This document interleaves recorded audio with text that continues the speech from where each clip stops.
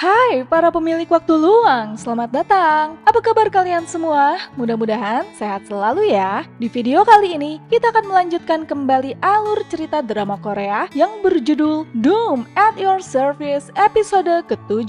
Di episode lalu, kebersamaannya dengan Dong Kyung membuat Myulmang meminta gadis itu untuk mencintainya. Ya, selain karena alasan agar bisa menghilang, tampaknya Myulmang juga mulai menaruh hati pada Dong Kyung. Namun Dong Kyung pun menolak untuk mencintai Myulmang karena ia pun sama mulai tidak ingin kehilangan sosok Myulmang yang selalu ada untuknya. Namun tiba-tiba saja Dong Kyung pun mengucapkan permohonan yang selama ini selalu ditunggu-tunggu oleh Myulmang. Dong Kyung meminta agar Myulmang mau mencintainya. Myulmang pun lantas mencium Dong Kyung, namun setelahnya ia pun mendadak menghilang dari hadapan Dong Kyung bersamaan dengan gumaman Nyosin yang menginginkan untuk mengubah segalanya sesuai dengan kehendaknya dan bukan kehendak Myulmang. Penasaran dengan kelanjutan kisahnya? Tonton video ini ya. Namun sebelumnya, jangan lupa klik subscribe, like, komen, dan nyalakan notifikasi loncengnya ya, supaya bisa dapat update drakor dan film dari channel ini. Dan buat yang sudah subscribe channel ini, terima kasih banyak ya. Dukungan kalian menjadi semangat bagi kami untuk mengembangkan channel ini. Langsung aja kita bahas drakornya, check it out.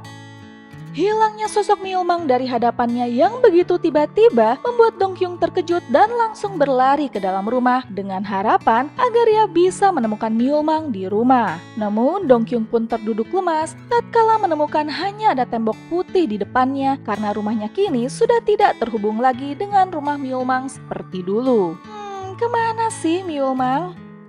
Esok harinya pun Dong Kyung hanya bisa melamun di kantor. Mendengar dirinya dipanggil oleh Park Chan-sin ke ruangannya, Dong Kyung pun langsung semangat karena ia masih berharap jika si bos ini adalah Myulmang yang tengah menyerupakan dirinya. Namun ia pun kembali lemas. Ternyata si bos yang memanggilnya ini adalah Park Chan-sin asli yang baru pulang holiday. Si bos pun meminta agar Dong Kyung memesan restoran untuk merayakan penyambutan dirinya yang baru pulang dari holiday ini. Si bos akan mengajak seluruh karyawan dan penulis untuk makan malam bersama. Keluar dari ruangan Park Chan-sin, Dong Kyung pun dikejutkan oleh kedatangan Park Yong alias pangeran muda yang kali ini berjanji akan merampungkan tulisannya. Ya, Park Yong pun curhat. Setiap malam ia selalu bermimpi dan diganggu oleh seorang pria yang mengancamnya untuk menyelesaikan tulisannya. Karena jika tidak, maka pria itu akan menghancurkan hidup Park Yong. Dong Kyung pun menduga jika ini semua adalah ulah Myulmang yang bagaikan jelangkung. Datang tadi jemput, pulang tidak diantar, hilang belas begitu saja. Sementara itu, Myulmang yang tengah berdiri di tepi gedung tiba-tiba saja terjatuh dan mendapati dirinya berada di masa lalu tahun 2014. Ia pun terkejut melihat sosok Dong Kyung yang melintas di depannya dan tengah berlari untuk menaiki bus. Myulmang yang hendak mengejar pun tiba-tiba saja dicegah oleh Nyosin yang mendadak muncul sambil mengatakan jika Dong Kyung tidak bisa melihat Myulmang. Ya, tujuan Nyosin membawa Myulmang ke masa lalu karena ia hendak mengajari Myulmang sesuatu. Nyosin pun menunjukkan beberapa potongan masa lalu Dong Kyung pada Myulmang. Dong Kyung selalu mendapat kesialan dalam hidupnya. Pertama, ia gagal ikut tes gegara terlambat karena ban bisnya bocor. Myulmang yang muncul dan hendak menyemangati Dong Kyung pun dihalangi oleh Nyosin yang mengatakan jika kegagalan Dong Kyung ini disebabkan oleh kehadiran Myulmang. Nyosin pun kembali membawa Myulmang ke tahun 2012 saat Dong Kyung tengah mengikuti ujian. Lagi-lagi, Dong Kyung mengalami kegagalan karena kehadiran Myulmang. Ya, walaupun Myulmang tidak melakukan apapun, selalu saja ada yang terjadi setiap detik dan menitnya. Terakhir, Nyosin pun membawa Myulmang ke masa lalu Dong Kyung yang baru mendapat musibah kehilangan kedua orang tuanya. Nyosin mengingatkan lagi jika Myulmang yang bertanggung jawab atas semua yang menghilang, termasuk kehilangan yang tengah dialami Dong Kyung ini. Ya, Myulmang pun marah karena Nyosin selalu mengingatkan jika keberadaan Myulmang selalu membawa derita bagi manusia. Namun, semarah apapun Myulmang, ia tetap tidak bisa melawan kehendak Nyosin yang kembali mengingatkan jika musibah dan kesialan Dong Kyung selama ini diakibatkan oleh Myulmang. Dan setelah apa yang dilakukan Myulmang pada Dong Kyung, apakah pantas jika Myulmang meminta Dong Kyung untuk mencintainya demi bisa menghilang dan terbebas dari keberadaannya yang bagaikan kutukan? Di sisi lain, karena seharian tidak bertemu dan memegang tangan Myulmang, rasa sakit pun kembali muncul dan menyerang Dongkyung. Namun, sekeras apapun usaha Myulmang untuk menghindari Dongkyung, ia pun akhirnya luluh juga dan kembali menolong gadis itu. Dongkyung yang kini jelas-jelas tidak ingin kehilangan Myulmang meminta agar ia dibawa ke rumah Myulmang yang asli, agar Dongkyung bisa mencari Myulmang ke tempat yang tepat kalau Myulmang menghilang lagi. Namun, Myulmang yang menyadari jika mendapatkan cinta dari Dongkyung adalah kesalahan serta mustahil bagi dirinya untuk mencintai Dongkyung, akhirnya mengatakan jika ia tidak bisa mengabulkan permintaan Dongkyung dan memutuskan untuk mengakhiri hubungan mereka. Dongkyung yang hendak menolak pun tidak bisa melakukan apa-apa karena kembali mendapati dirinya sudah berada di rumahnya sendiri tanpa kehadiran sosok Myulmang lagi. Sementara itu, alasan berakhirnya hubungan Lee Hyun Kyu dan Najina dulu rupanya karena gengsi. Lee Hyun Kyu gagal dalam ujian karena sakit akibat makanan yang diberikan Jo-ik. Menutupi malu dari teman-temannya, Lee Hyun Kyu pun ngaku-ngaku hendak belajar di luar negeri tanpa memberitahu Najina. Dan Jo-ik lah yang akhirnya membantu Lee Hyun Kyu untuk mengirimkan pesan putus pada Jina. Padahal hari itu, Jina sudah sengaja datang dan menunggu Lee Hyun Kyu di depan apartemennya. Jadilah hubungan mereka putus ngagantung sampai hari ini.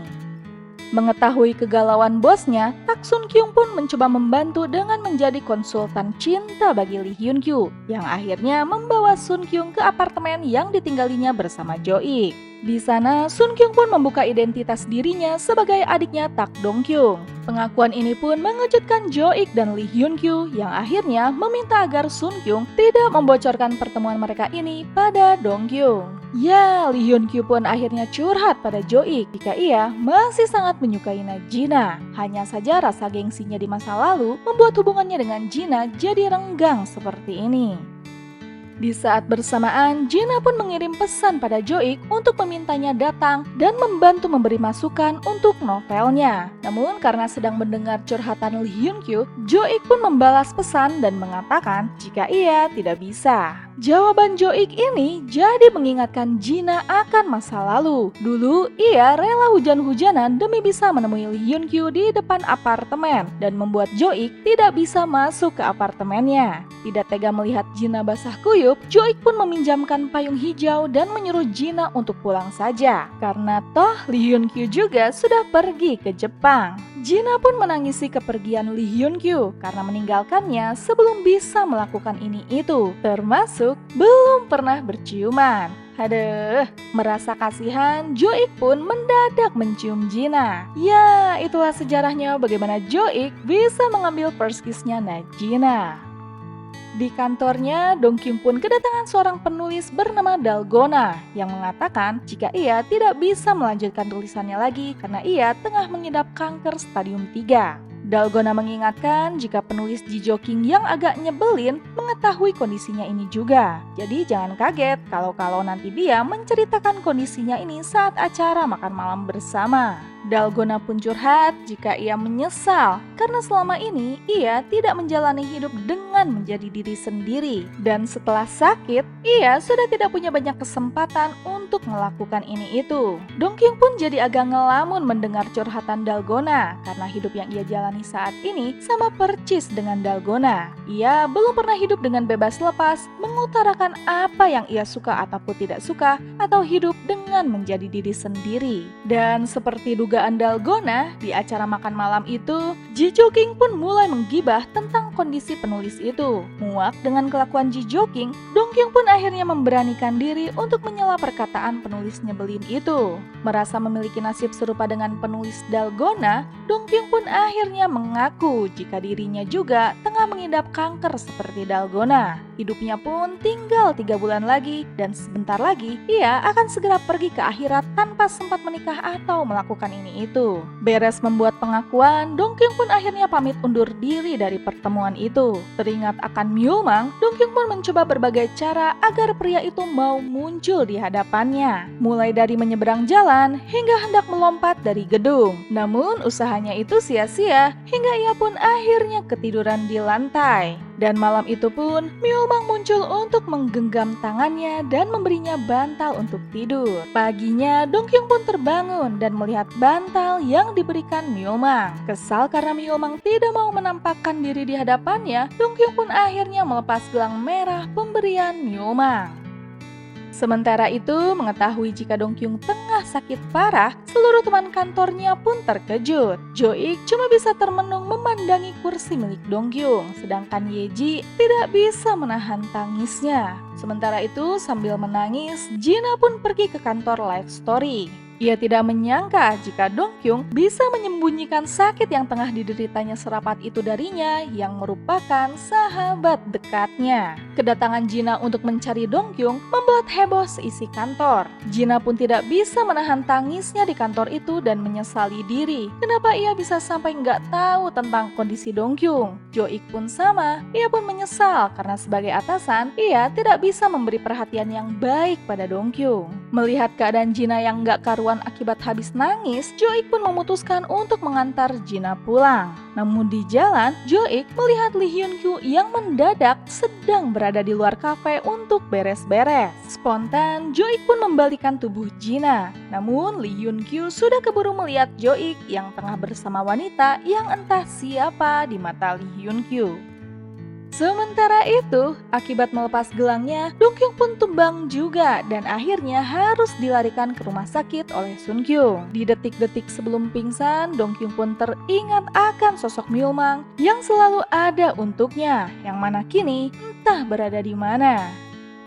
Di tempat lain, Myeolbang yang sedang sendiri dan tidak melakukan apapun seharian itu didatangi oleh Nyosin yang mengatakan jika sikap Myeolbang untuk tidak menemui Dongkyung atau memperdulikan gadis itu hidup atau mati sudahlah tepat. Mendengar kata-kata Nyosin ini, Myeolbang pun mendadak pergi untuk menemui Dongkyung. Melihat Dongkyung yang selalu tampak tegar saat tengah mendapat musibah, Myeolbang pun akhirnya memeluk Dongkyung. Ya, sesungguhnya penderitaan dan keberuntungan datang dengan wajah yang sama. Di balik kegagalan dan kesialan Dongkyung selama ini, selalu ada orang-orang yang memberikan dukungan padanya. Hingga akhirnya Dongkyung pun bisa tetap tegar dan tersenyum. Seperti sosok Myeolbang ini, yang kehadirannya tidak selalu membawa penderitaan, namun ia juga bisa hadir dengan membawa keberuntungan. Dan Dongkyung masih belum bisa membedakan keduanya hingga saat ini.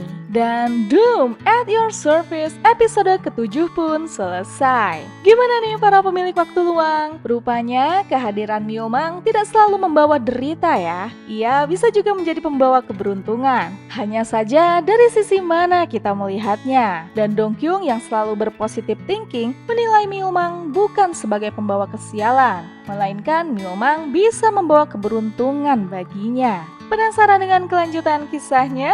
Nantikan episode ke-8-nya ya. Dan terima kasih telah menonton channel ini. Dadah!